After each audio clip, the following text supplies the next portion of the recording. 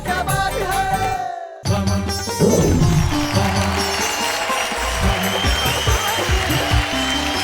नमस्कार, आदाब दोस्तों, बहुत बहुत स्वागत। और ये कहने की जरूरत नहीं है कि आप इस वक्त इंतजार कर रहे हैं हंसी का, खुशी का, कविताओं का, तो फिर देर किस बात की है। आपका दोस्त आपके सामने खड़ा है ये कहने के लिए, वाह वाह क्या बात है। लेकिन मैं अब बुलाता हूं उसे जिसके सवालों का जवाब किसी के पास नहीं होता, और मेरे पास तो अक्सर नहीं होता, लेकिन उसके सवाल ऐसे होते कि कभी खत्म नहीं होते, यानी कि मेरी साथी नेहा के मेहता को।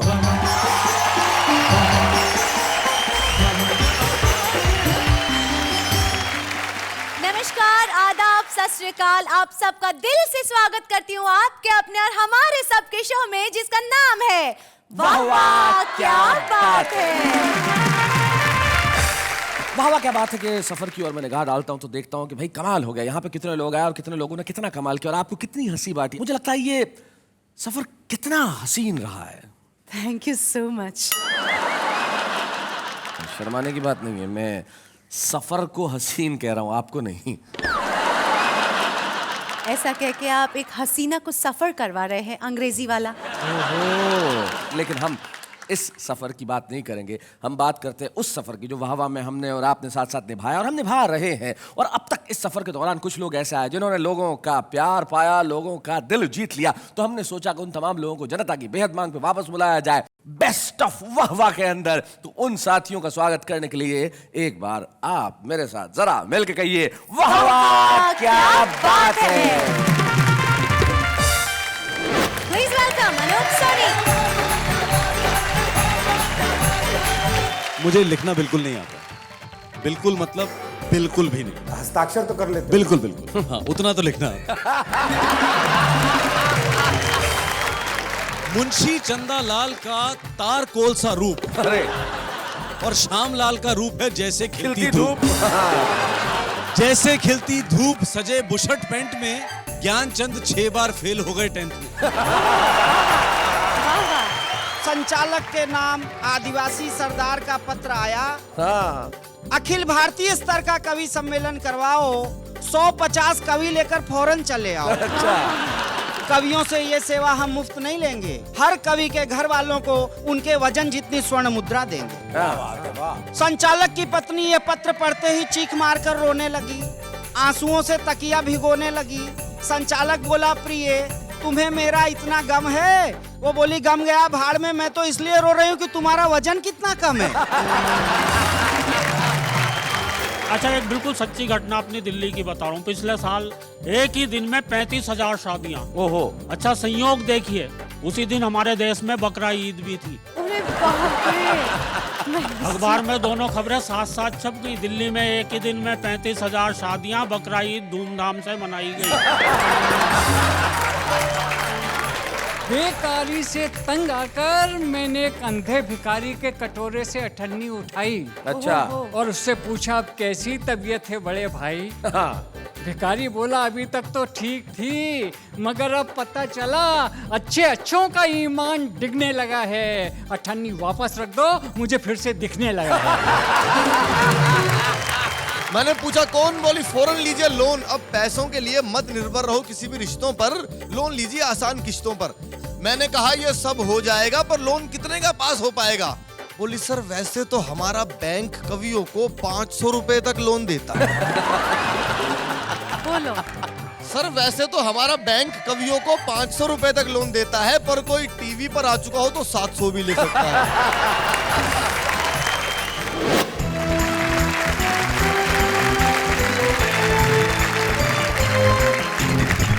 हमारे तमाम कवि यहाँ पे बैठे हैं और सब कवियों की ओर मैं निगाह डालता हूँ तो ऐसा लगता है कि आज मंच पे 4 नहीं 5 चांद आ गए हैं।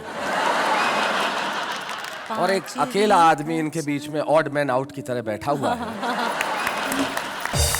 ऐसा लग रहा है कि बकरियों की झुंड में एक भेड़ पता नहीं कहां से आ गई।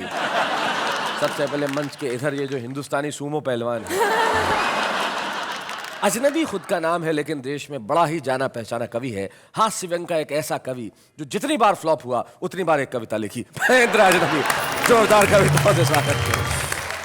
महेंद्र अजनबी के पास जो बैठे हैं, एक पंक्ति में जो व्यक्ति ये बात कहता है कि समय समय की बात है और समय समय का योग लाखों में बिकने लगे 2 कौड़ी के लोग। वाह, ऐसा सच कहने वाले वाह, वाह। माणिक वर्मा हमारे साथ हैं। और माणिक वर्मा जी के पास जो बैठे हैं उन्होंने चिर युवा होने का संकल्प ले रखा है। यस।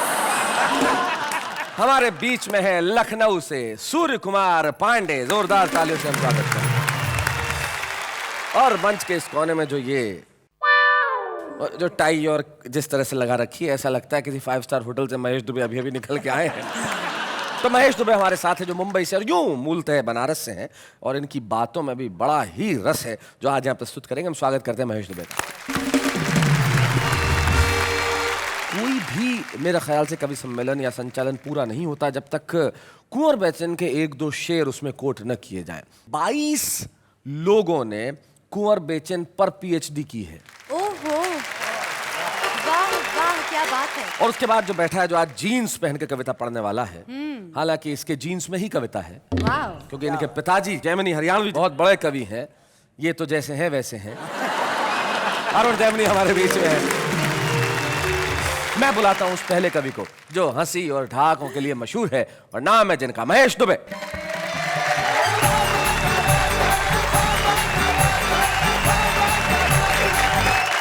मैं एक ऐसी कविता आपको सुनाने जा रहा हूं जो कवि सम्मेलनों पर ही लिखी गई है। अच्छा।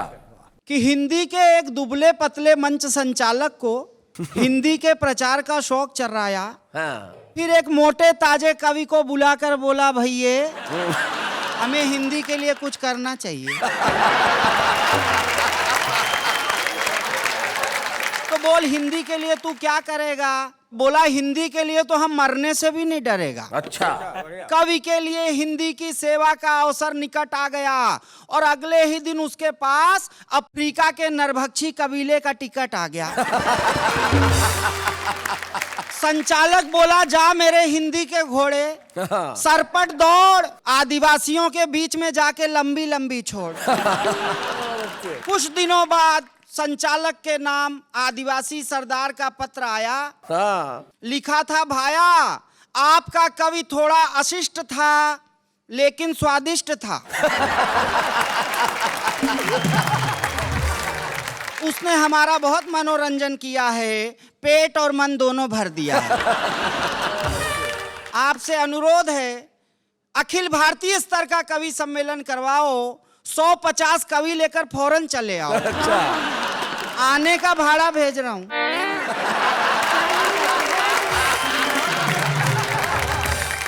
आने का भाड़ा भेज रहा हूं, जाने का काम ही नहीं पड़ेगा। कवियों से ये सेवा हम मुफ्त नहीं लेंगे, हर कवि के घर वालों को उनके वजन जितनी स्वर्ण मुद्रा देंगे। संचालक की पत्नी ये पत्र पढ़ते ही चीख मारकर रोने लगी, आंसुओं से तकिया भिगोने लगी। संचालक बोला, प्रिय तुम्हें मेरा इतना गम है? वो बोली, गम गया भाड़ में, मैं तो इसलिए रो रही हूं कि तुम्हारा वजन कितना कम है।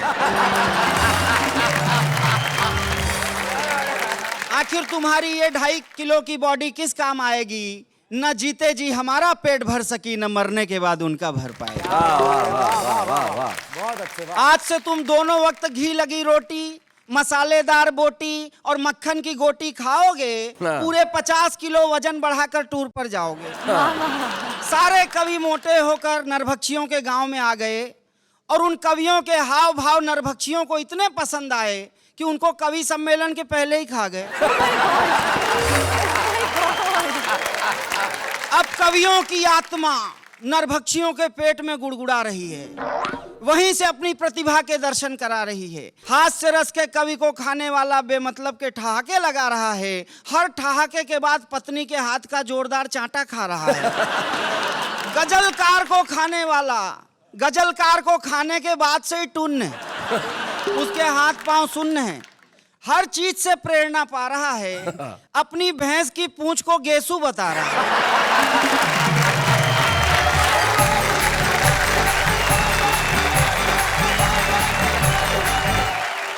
क्या बात है महेश, बहुत बहुत बढ़िया, बहुत बढ़िया। ईश्वर करे कि आप बहुत तरक्की पाएं, और सिर्फ इस देश में नहीं, आप भी अफ्रीका के जंगलों में कविता पढ़ने जाएं। लेकिन एक ऐसा कवि अगर वहां जाता तो लोगों को बड़ा पसंद आता, अपनी कविताओं की वजह से भी और अपने स्वास्थ्य और डील डॉल की वजह से भी। वो कवि हमारे बीच में है, मैं चाहता हूं कि अब वो आए और कुछ ऐसा सुनाए कि आप उनके लिए तालियां बजाएं। महेंद्र अजनबी।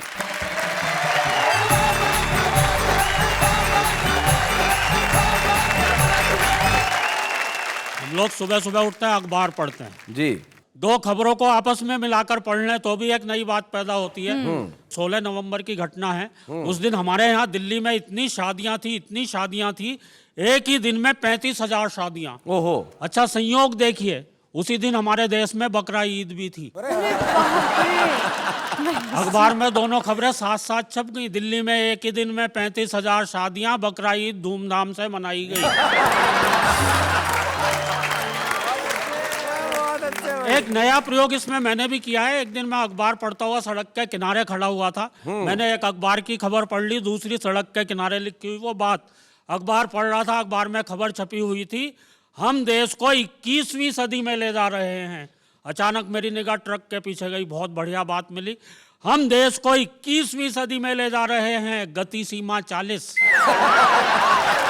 Very nice. हम सन 2000 ईस्वी में 1 अरब हो गए। ठहरिए, आगे खतरनाक मोड़ है। बढ़िया है।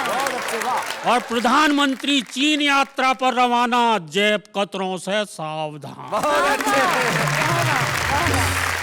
3 कुख्यात आतंकवादियों का दिल्ली में प्रवेश। नई दिल्ली नगर पालिका आपका हार्दिक स्वागत करती है। शैलेश जी, अभी पिछले दिनों मैं जेल में गया।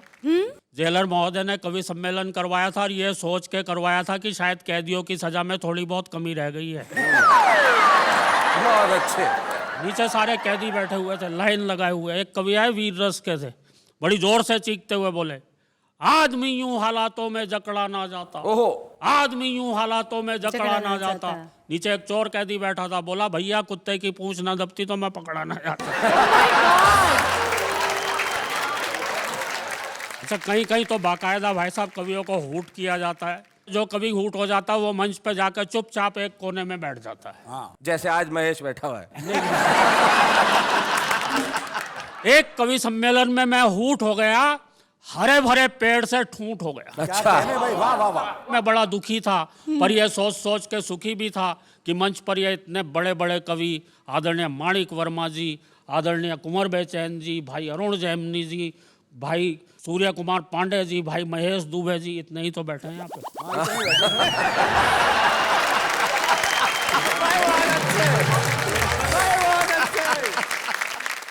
ये इतने बड़े बड़े कवि बैठे हुए हैं, क्या ये भी इसी तरह से दुखी होते हैं? इन बेचारों पर क्या गुजरती होगी, क्योंकि ये तो लगभग रोज ही ऊट होते हैं। मेरे साथ तो खैर पहला ही चांस है।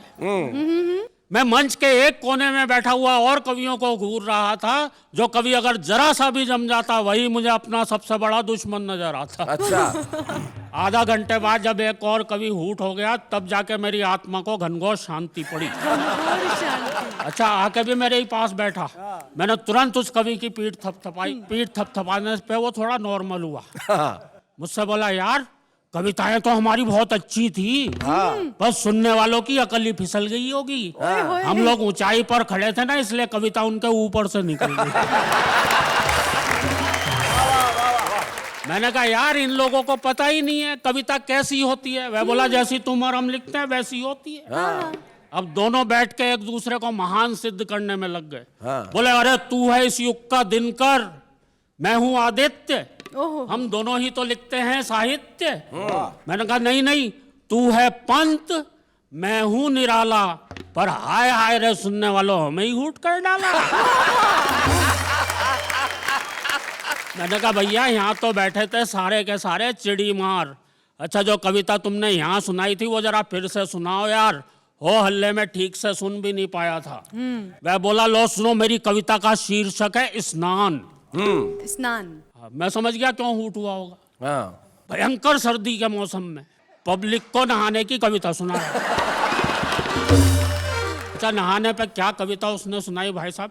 बोले, राम लाल साबुन से नहाता है, रहमान लाल साबुन से नहाता है, बंता सिंह भी लाल साबुन से नहाता है, इसके बाद भी अगर साबुन बच जाता है इसके बाद भी अगर साबुन बच जाता है तो उससे रिची रिचर्डसन नहाता है। Richie Richardson. अब देखो, एक तो मेरी कविता में राष्ट्रीय एकता आई, सही बात। दूसरे सब नहा लिया इसलिए शरीर की भी सफाई। मैंने कहा शरीर की भी सफाई, पर एक बात मेरी समझ में नहीं आई, तुम अपनी इस कविता में सबको लाल साबुन से ही नहलाने के पीछे क्यों पड़े हो? क्या ये तुम्हारा प्रिय साबुन है? क्या ये इतना फैंसी है? वह बोला नहीं यार, बात दरअसल ये मेरे लड़के के पास इसकी होलसेल एजेंसी है। तभी मेरे अंतरतम से आवाज आई कि जरा सुनो मेरे भाई, नहलाओ उन्हें जो एक दूसरे पर कीचड़ लगाते हैं, नहलाओ उन्हें जो भाई से भाई को लड़ाते हैं, और उन्हें तो खौलते पानी से नहलाओ जो लोगों को खून से नहलाओ। वाह वाह वाह वाह वाह, क्या बात। सिर्फ बाहर का स्नान लुटेरा बनकर आदमी की आत्मा को लूट जाता है, और किसी साबुन वाबुन की जरूरत नहीं पड़ती दोस्त, सिर्फ आंखों के पानी से ही मन का मैल छूट जाता हाय है। हाय हाय हाय हाय। सिर्फ आंखों के पानी बहुत से। अच्छे, मैंने बहुत बढ़िया। वाह वाह वाह।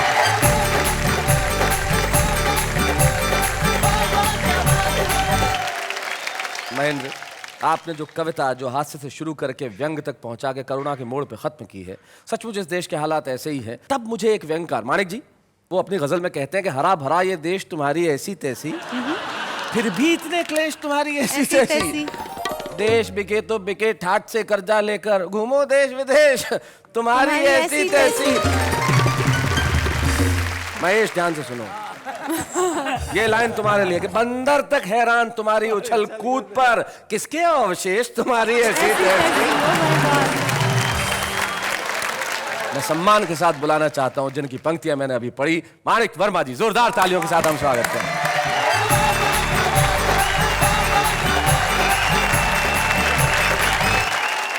मैं मध्य प्रदेश हरदा से आया हूँ और वहाँ की एक सच्ची घटना मैं आपको सुनाना चाहता हूँ। पहले कि चंबल के डाकुओं ने एक सरकारी बस लूटी, मगर अभागों की किस्मत फूटी। लूट का जब हिसाब मिलाया 5,000 से भी कम पाया। डाकुओं ने फौरन बस रुकवाई, लूट की एक एक वस्तु धन्यवाद सहित यात्रियों को वापस लौटाई। एक रिटायर्ड थानेदार चकराया, डाकुओं का हृदय परिवर्तन उसके समझ में नहीं आया। बोले बंधु आज ये उदारता कैसी? डाकू बोले उदारता की ऐसी की तैसी, हमारे पल्ले का ठेंगा पड़ता, 5,000 तो थाने में देना पड़ता है।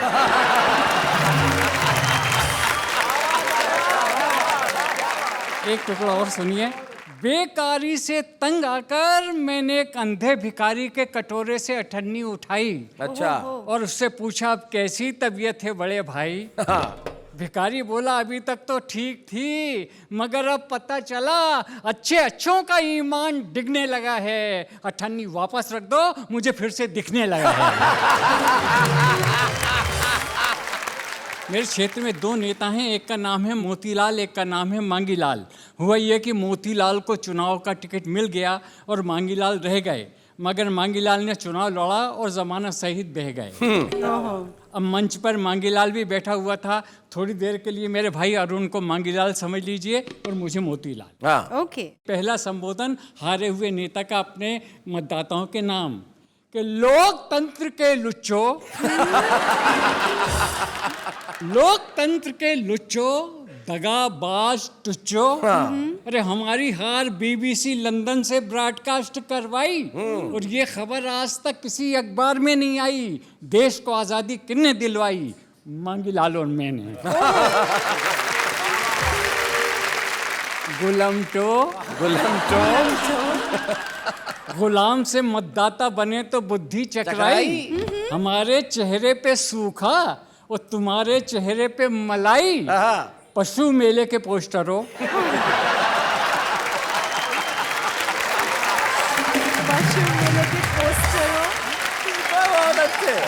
पशु मेले के पोस्टरों, भूल गए वो दिन जब जंगल में उछल कूद करते थे। डार्विन ने कहा था कि पहले आदमी बंदर था। भूल गए वो दिन जब जंगल में उछल कूद करते थे, आसमान धरती पे धरते थे। अरे लंगोटी लपेटना भी ढंग से नहीं आया, तुमको बंदर से आदमी किसने बनाया? मांगीलाल और मैंने। हमने तुम्हें नई रोशनी में खड़ा किया और हम ही को अंधेरे में चूने लगा दिया। दुश्मन को वोट और हमको टाटा। एक गाल पे चुंबन और एक गाल पे चाटा। बहुत अच्छे अब खा लो रबड़ी के लच्छे, ये मुंह रसगुल्ले, केसरिया दूध के कुल्ले। भगवान कसम तुमको ये दिन किसने दिखाए? मांग ला लो। मैंने। कायर ताके कुकुर मुत्तो, तुमसे तो बेहतरीन तुम्हारा बाप था। पिछला चुनाव उसी ने हमको जिताया। अरे पेटी लेके ऐसा भागा कि आज तक नहीं आया। हमने एड़ी चोटी का जोर लगाया और उसको शिखंडी पुरस्कार किसने दिलवाया? मांगी लालो। मैंने। अब इस बात को देखिए आप, गीदड़ के आखिरी अवतारों, ये राजनीति तुम्हारे समझ में क्यों नहीं आती है? सत्ता किसी की हो, जनता हमेशा सताई जाती है। क्या बात।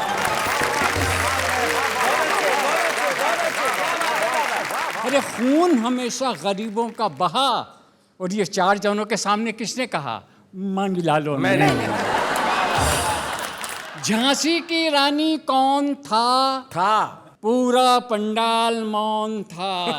एक मतदाता बोला झांसी की रानी था नहीं थी।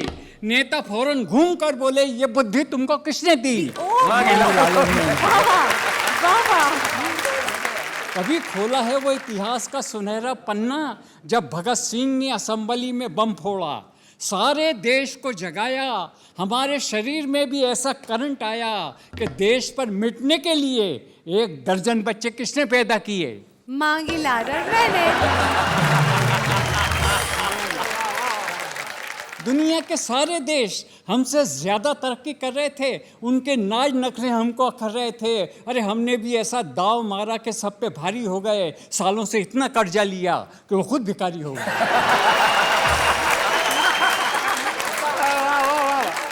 क्या बात है। और आखिरी शन देखिए, और मांगी लाल तू। अच्छा, नंबर आ गया मांगी लाल जी। तूने देश को क्या दिया? जो कुछ किया वो तो मैंने किया। खटिया तेरी भी खड़ी है बुन ले, और जाते जाते एक शेर सुन ले कि तुझसे कोई गिला नहीं है आस्ती के सांप। तुझसे कोई गिला नहीं है आस्ती के सांप, हमसे ही तुझको खून पिलाते नहीं बना।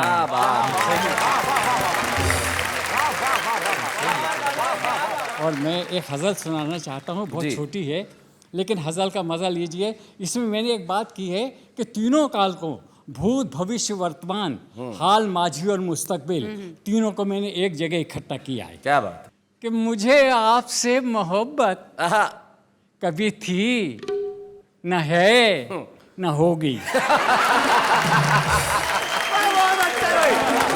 बहुत अच्छे, तीनों काल आ गए। तो सुनिए आप, मुझे आपसे मोहब्बत कभी थी, न है, न होगी, मेरी ऐसी खोटी किस्मत। कभी थी, न है, न होगी। मैं उधार लूं किसी से और फिर उसे चुकाऊं, ऐसी खराब आदत कभी थी, न है, न होगी। मैं बना हूं जब से लीडर, हुई इस कदर फजीहत, मेरे घर में मेरी इज्जत कभी थी, न है, न होगी। ये कहासे के थे। अब मेरी रंग के व्यंग के शेर सुनिए आप जी। तू जो होता जानवर तो तुझे सब खरीद लेते। तू जो होता जानवर तो तुझे सब खरीद लेते, यहाँ आदमी की कीमत कभी थी, न है, न होगी। वाह वाह वाह वाह। क्या शेर देखिए कि मैं गरीब आदमी हूँ, मैं गरीब आदमी हूँ, मुझे न्याय कब मिला है, मेरे वास्ते अदालत कभी थी, न है, न होगी।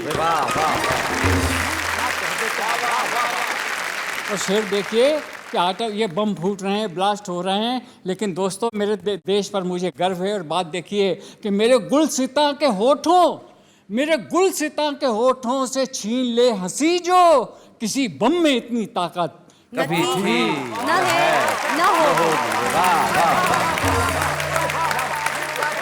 तो आखिरी शर्त देखिए, कभी और भी हैं लेकिन सबसे माजरत के छात, कभी और भी हैं लेकिन यहाँ आप जैसी मानिक किसी दूसरे की शोहरत कभी थी, न है, न होगी।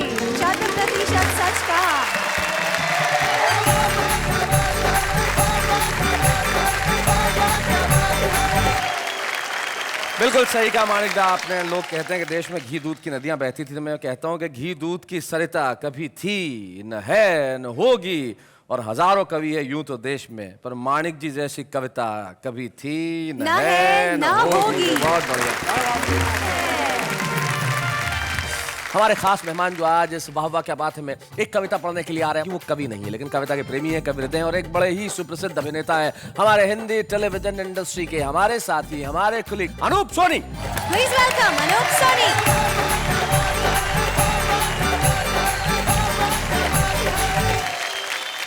मुझे लिखना बिल्कुल नहीं आता है, बिल्कुल मतलब बिल्कुल भी नहीं। हस्ताक्षर तो कर लेते हो? बिल्कुल बिल्कुल हाँ, उतना तो लिखना आता है। मैं कविता लिखने की बात कर रहा हूं।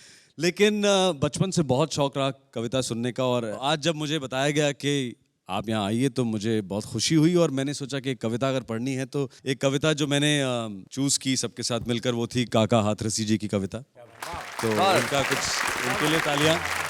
ये कविता कभी पुरानी नहीं हो सकती, क्या बात? क्योंकि नाम कुछ और दर्शन कुछ और, ये तो जग जाहिर सी बात है। जैसे मतलब किसी का नाम अगर सैफ है तो ये कोई गारंटी नहीं है कि हर लड़की उसके साथ सैफ होगी। आप ये देखिए कि मेरा नाम अनूप है, अनूप का मतलब होता है डिफरेंट, अलग, लेकिन मैं बिल्कुल अलग नहीं हूँ, एकदम आम आदमी जैसा हूँ, है ना। और हमारे जैसे ये जैमिनी साहब बैठे हैं, अरुण जैमिनी जी। अब जैमिनी नाम से हमेशा जो है एक सर्कस, जैमिनी सर्कस का याद आता है ना, लेकिन सर्कस का इनका सर्कस से कोई लेना देना नहीं है। गलत है, ये तो सबसे बड़ा सर्कस है। उधर देखो, नाम सूरज ऊपर चांद। क्या बात है। हाँ, तो बस ऐसी ही ये काका की जो कविता है जो मैं पढ़ने जा रहा हूँ। नाम रूप के भेद पर कभी किया है गौर? नाम मिला कुछ और तो शक्ल अकल कुछ और। हाँ। शक्ल अकल कुछ और, नैन सुख देखे काने। हाँ। बाबू सुंदर लाल बनाए ऐचक ताने। हाँ। कह काका कवि दया राम जी मारे मच्छर। हाँ। और विद्याधर को भैंस बराबर काला अक्षर। हाँ। बस। मुंशी चंदा लाल का तार कोल सा रूप। अरे। और श्याम लाल का रूप है जैसे खिलती धूप। हाँ। जैसे खिलती धूप सजे बुशर्ट पैंट में, ज्ञानचंद 6 बार फेल हो गए 10th में। सूर्य प्रताप जी देखे हमने बिल्कुल ठंडे। हाँ। और पंडित शांति स्वरूप चलाते देखे डंडे। हाँ। पूछ ना आई इंच भी कहलाते हनुमान। हाँ। मिले ना अर्जुन लाल के घर में तीर कमान। हाँ। घर में तीर कमान बदी करते हैं नेका, और तीरथ राज ने कभी इलाहाबाद ना देखा। हाँ। सत्यपाल काका की रकम डकार चुके हैं। सत्यपाल काका की रकम डकार चुके हैं, और विजय सिंह 10 बार इलेक्शन में हार चुके हैं। नाम धाम से काम का क्या है सामंजस्य, किसी पार्टी के नहीं है झंडाराम सदस्य। झंडाराम सदस्य भाग्य की मिटे न रेखा, और स्वर्ण सिंह के हाथ कड़ा लोहे का देखा।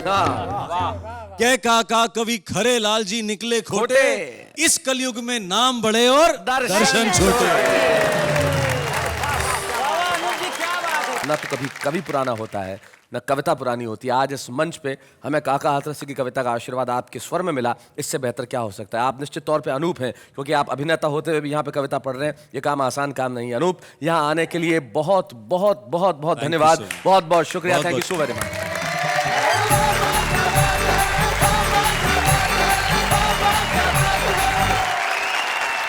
तो ये थे अनूप सोनी जो काका हाथरसी जी की कविता हमें सुना रहे थे। नाम में क्या रखा है? इनका नाम नेहा है जी। नेहा, प्रेम देने वाली, प्रेम करने वाली। Innocent love, Neha. इनका और मासूमियत का उतना ही संबंध है जैसे भारतीय नेता और ईमानदारी का। शैलेश जी, आप मुझे ये बताएं कि पुरुषों को बेस्ट वाइफ कौन लगती है? अरे, पुरुषों को तो वाइफ बेस्ट लगती है, अगर हाँ। खुद की ना हो। दूसरों की वाइफ तो बहुत अच्छी लगती है पुरुषों को। ये कहते हैं, यार हमारे अल्लड़ जी थे, उनके 2 शेर बड़े अच्छे थे। वो कहते हैं कि लफ्ज तोड़े मरोड़े गजल हो गई, सर रदीफों के फोड़े गजल हो गई, और एक रुबाई थी अल्लड़ पे कब से फिदा, ले उड़े कुछ निगोड़े गजल हो गई। तो जब रुबाई निगोड़ों के पास होती है तो बहुत अच्छी लगती है। लेकिन कुछ लोग होते हैं जिनके पास अपनी रुबाई, अपनी रचनाएं, अपनी कविताएं लिखने की क्षमता होती है, ताकत होती है, लेकिन दुनिया के फलक में शायद वो आज इतना बड़ा नाम नहीं होते। लेकिन वाह वाह क्या बात है कि मंच में हमने ये फैसला किया कि हम एक ऐसे कवि को बुलाएंगे जिसके पास ये सब करने की प्रतिभा है। तो हमारे बीच में आते हैं नई दिल्ली से दीपक सैनी।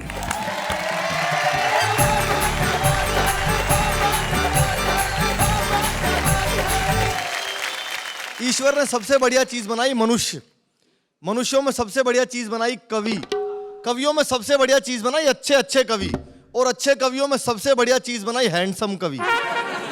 एक हैंडसम कवि आप सभी को प्रणाम करता है। हालांकि बहुत सारे हैंड पंप भी यहाँ पर रखे हुए हैं, और मैं तो शैलेश जी बड़ी कम उम्र का कवि हूं, आपको पता ही है जी। उम्र का जिक्र इसलिए कर रहा हूँ क्योंकि उम्र बता देनी चाहिए। नेहा जी ने भी मुझे बता दी 45 साल। तो मुझे बताने में क्या शर्म। दरअसल इतने बड़े बड़े कवि और आज इस मंच पर मौजूद हैं, इन लोगों ने साहित्य में अपनी गहरी छाप छोड़ी है, वरना मुझ जैसे नए लोग तो खाली भाप छोड़ के जा रहे हैं। और मैं सबसे कम उम्र का कवि हूं, मेरा कविताओं में सिर्फ इतना योगदान है जितना हमारी संस्कृति में सनी लियोन का। क्या बात है। और आज के दौर में आप किसी को बता दो कि मैं कवि हूं तो सामने वाले का रिएक्शन क्या होता है। मैंने एक बड़ी चिंता व्यक्त की अपने हास्य कविता में, आपके बीच में सुनाता हूं, सुनिएगा। कल मेरा टेलीफोन बजा, मैंने जैसे ही रिसीवर उठाया उसमें से एक बाला का मधुर स्वर आया। उसने पूछा दीपक सैनी बोल रहे हैं? मैंने पूछा कौन? बोली फौरन लीजिए लोन। मैंने पूछा कौन? बोली फौरन लीजिए लोन। अब पैसों के लिए मत निर्भर रहो किसी भी रिश्तों पर, लोन लीजिए आसान किश्तों पर। मैंने कहा इसके लिए मुझे क्या करना होगा? बोली बस एक फॉर्म भरना होगा, घर के कागज रखवा देना या किसी पढ़े लिखे कवि का अंगूठा लगवा देना। मैंने कहा यह सब हो जाएगा पर लोन कितने का पास हो पाएगा? बोली सर वैसे तो हमारा बैंक कवियों को 500 रुपए तक लोन देता है। बोलो। सर वैसे तो हमारा बैंक कवियों को 500 रुपए तक लोन देता है, पर कोई टीवी पर आ चुका हो तो 700 भी ले सकता है। कोई टीवी पर आ चुका हो तो 700 भी ले सकता है। मैंने कहा जी मैं टीवी पर आ चुका हूं, अनेक कार्यक्रमों में जा चुका हूं, मेरा 700 रुपए का लोन पास करा दो। बोली गारंटी किसकी? मैंने कहा महेंद्र अजनबी जी की। बोली सर इनकी तो खुद ही राह भटकी पड़ी है, 300 रुपए लिए थे, 50-50 की 3 किस्त अटकी पड़ी। मैंने पूछा अरुण जी की चलेगी? बोली सर हमारा बैंक इतना रिस्क नहीं ले सकता, अरुण जी ने महेंद्र जी की दी हुई है। अरुण जी ने महेंद्र जी की दी हुई है, एक आदमी 2 की गारंटी नहीं दे सकता। मैंने पूछा लोन नहीं देना था तो फोन क्यों करती है? बोली सारे कवि डिफाल्टर हों तो इसमें मेरी क्या गलती है? बस कवियों को डिफाल्टर सुनते ही रिसीवर मेरे हाथ से छूट गया। मैं नींद से जागा, सपना टूट गया, बिस्तर पे आंखें मलता हुआ सोचने लगा कि लोगों की दृष्टि कवि और कविता से हटने लगी है, बेहुदे और गंदे कार्यक्रमों पर ज्यादा डटने लगी है। क्या बात है, क्या वाह, बात है। वाह, वाह, वाह। वाह वाह। लेकिन ये स्वप्न था। हकीकत यह है दोस्तों कि जब भी कोई फूहड़ कार्यक्रम हमारी संस्कृति पर अपने बाण चलाएगा, उस हर दौर में वाह वाह क्या बात है जैसा कार्यक्रम संजीवनी मन कराएगा। क्या बात है, वाह, वाह। वाह वाह। वाह वाह। भाई दीपक सैनी बहुत बढ़िया, बहुत बढ़िया। आपने बहुत अच्छी कविता सुनाई और स्वयं पे व्यंग करना जैसा कि सबसे मुश्किल काम होता है, लेकिन दीपक ने किया। स्वयं पे ये व्यंग करना कि मैं हैंडसम हूँ, ये दीपक हमारी प्रतिभा को दर्शाता है और हम चाहते हैं कि आसमान की बुलंदियां छुए। ये आज दीपक है, कल सूरज बने। जोरदार तालियों से हम स्वागत करें दीपक सैनी।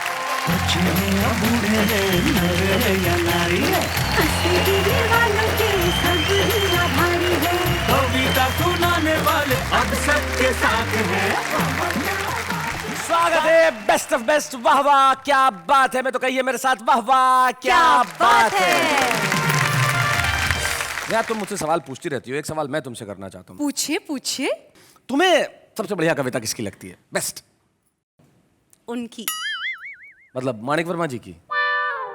नहीं नहीं नहीं नहीं, उनकी। मतलब अरुण जेमिनी की? नहीं ना बाबा, उनकी। भारतीय संस्कृति में जब कोई युवती किसी का नाम न लेके उन कहे तो इसका मतलब महेश दुबे की? अरे नहीं बाबा, उनकी। अच्छा उनकी। अरे हमारे वो आम आदमी जो कविताएं करते हैं, भाई कविता का छंद और अलंकारों में नहीं पड़ते, जैसा मन में आता है वैसा कहते हैं। देखते हैं क्या कहते हैं। अर्ज किया है, करीब आकर मेरे कानों में कुछ कहती हो, बंद करके आंखें मेरी अपने होने का एहसास भर देती हो, सच मानो या झूठ, दिल में प्यार भरा डर भर देती है। आग है, हवा है, पानी है मुझ में, सब कहते हैं शीला की जवानी है मुझ में। एक एक्टर को हिट करने के लिए एक पिक्चर काफ़ी है और हमें परेशान करने के लिए एक टीचर काफ़ी है। आप इतनी सुंदर हो, आपको देख के ये ख्याल आया, आपकी सहेली को देखा तो दूसरा ख्याल आया।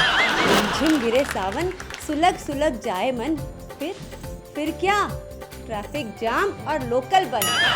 मैंने पूछा चांद से कि देखा है कहीं, मैंने पूछा चांद से कि देखा है कहीं, चांद ने कहा रात में निकलता हूँ अबे दिखता ही नहीं।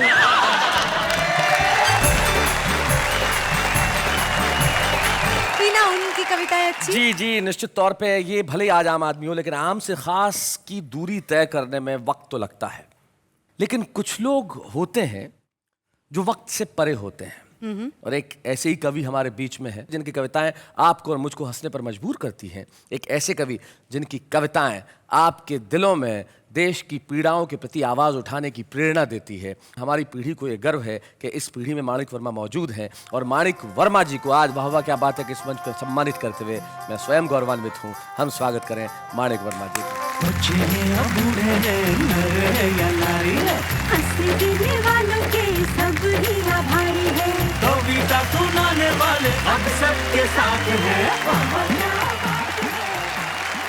माणिक वर्मा जी का जब हम सम्मान कर रहे हैं तो मुझे बड़ी खुशी है कि उनके पुत्र राजकुमार वर्मा और उनके पौत्र विशाल वर्मा दोनों यहाँ उपस्थित हैं। मैं चाहूँगा कि वो हमें यहाँ पे इस मंच पे ज्वाइन करें। राजकुमार एक ऑनरेबल जज हैं और स्वयं भी कविता लिखते हैं, बहुत अच्छा कहते हैं। राजकुमार, क्या मतलब होता है माणिक वर्मा के पुत्र होने का? दोस्तों, बच्चा जब पैदा होता है तो वो रोता है, और मैं जब पैदा हुआ था तो मैं हंस रहा था, क्योंकि मुझको मालूम है कि मैंने कभी माणिक वर्मा के यहाँ जन्म लिया है। क्या बात है, वाह वाह वाह वाह। मैं अपने डैडी के बारे में सिर्फ 2 लाइन आपको बोलूंगा जी। कि कुछ शब्द ऐसे होते हैं जिनसे किसी का व्यक्तित्व संवर जाता है, और कुछ लोगों का व्यक्तित्व इतना बढ़िया होता है कि उससे शब्द निखर जाते हैं। हाय हाय हाय हाय, क्या बात। आप अपनी कविता की 2 पंक्ति सुनाना चाहेंगे? कुछ साल पहले मैं अपनी बीवी का प्राइवेट आदमी था, अब सरकारी हो गया हूँ। तो सरकारी बनने पर मेरी बीवी ने जो मेरे ऊपर व्यंग कसा, मैं आपके चरणों में दे रहा हूँ कि मैं दौड़ा दौड़ा अपनी बीवी के पास गया। मैंने कहा, जी सुनती हो, तुम्हारा आदमी सरकारी आदमी हो गया है, मजिस्ट्रेट हो गया है। तो बीवी बड़ी उदास होकर बोली नाथ, मैंने सुना है जो चीज सरकारी हो जाती है वो फिर किसी काम की नहीं रहती। आज माणिक वर्मा जी को हमने सम्मानित किया तो रामरेख मनर की एक पंक्ति मुझे याद आती है, जो इनके लिए कहते थे कि सागर मंथन जब हुआ निकले मोती अनेक, और व्यंग्य सागर का मंथन हुआ तो निकला माणिक एक। वाह वाह, हम क्या बात है। ऐसे ही कवियों को कल भी सुनेंगे और कहेंगे वाह वाह क्या बात है।